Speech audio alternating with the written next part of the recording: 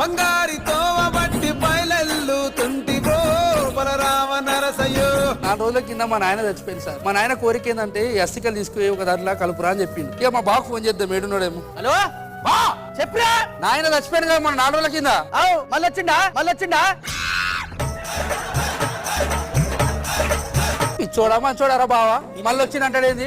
మళ్ళీ వచ్చి చెప్పు కరెక్ట్ చెప్పేదిరా బావా మన 4 రోజుల కింద చచ్చిపోయింది కదా మన నాయన అస్థికలు తీసుకుపోయి కలపాలి. ఇంటికి నువ్వు ఇంటికి రా.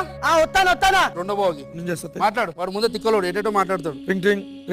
మీరు డైల్ చేసిన నెంబర్ నెలసరి అయిపోయింది. దయచేసి 250 రీఛార్జ్ చేయండి. 250 రీఛార్జ్ చేయండి.